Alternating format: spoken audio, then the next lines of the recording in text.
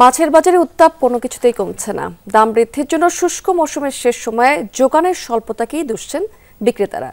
আর ক্রেতাদের অভিযোগ যে রোজার আগে দাম বাড়ানোর এক ধরনের পায়তারা চলছে। এদিকে গেল সপ্তাহ থেকে বাড়তি দরে বিক্রি হচ্ছে গরু এবং খাসির মাংস। কোরবানি ঈদের ৩ মাস আগেই কমছে গরু ছাগলের সরবরাহ, এমন অজুহাত দেখাচ্ছেন দোকানিরা। ওয়ালটন টেলিভিশন মাত্র ২৫,৪৯০ টাকায় পাচ্ছেন গুগল টিভি।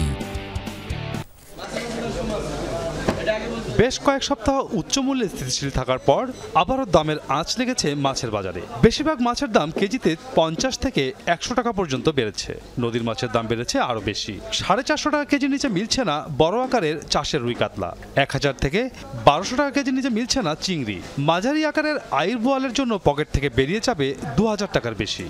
চিংড়ি মাছ আগে কিনতাম মনে করুন ৮০০ টাকা, এখন চিংড়ি মাছ ১১০০ টাকা। দাম বেশি, এই জন্য আমরা কিনতে পারি না। 150 টাকা বাড়তি মনে হচ্ছে আর কি। সামনে রোজা হয়তো সেই টার্গেটকে করে বাড়াইতে পারে। মাছ একটু ক্রাইসিস, একটু মাছের দাম একটু বাড়ছে। যেমন রুই মাছ 3 কেজি রুই মাছ 450 টাকা আর থেকে কিনাম তৈতেছে। এমনি বেশি 480-500 টাকা। কোরাল মাছ বেশি, দেশি কোরাল বরিশালের 3 কেজি ওজনের মাছ বেশি 700 টাকা কেজি। এমনি দেশি বোয়াল আছে 3 কেজি ওজনের 750 টাকা কেজি। মাছ এখন আগের চেয়ে তো ভাই কমে যাইতেছে, পানি টানি শুকাই গেছে চতুর্দিকের। আর নদীর মাছ বিশেষ করে কম আরদে। গেল সপ্তাহে শবে বরাত উপলক্ষে গরু আর খাসির মাংসের দাম চড়িয়েছিলেন দোকানিরা। এখনও বাড়তি দাম হাঁকছে। খাসির মাংস বিক্রি হচ্ছে ১২০০ টাকা কেজিতে। গরুর মাংসের জন্য গুনতে হবে 750 থেকে 800 টাকা কেজি। দাম তো অনেক বেশি, 780 টাকা বেচা। যারা গৃহস্থ গরুরা আই করে ফার্ম আছে, ওরা সামনে কুরবানি আছে, ওরা মাল কিনতে আছে। ওরা মাল কিনার 3 মাস পালবো, পাইলে বিক্রি করবো কুরবানির সময়। খাসির গোস্ত কিনতে গেলাম এখন একদম 1200।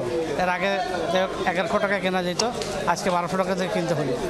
কয়েক সপ্তাহের ধারাবাহিকতায় দামের চড়াবস্থা বিরাজ করছে পোলট্রি বাজারে। ব্রয়লার বিক্রি হচ্ছে 220 টাকায়, কেজিতে 40 টাকা বেড়ে 1 কেজি দেশি মুরগির জন্য গুনতে হচ্ছে 600 থেকে 650 টাকা। 320 টাকা কেজি নিচে মিলছে না সোনালী জাত।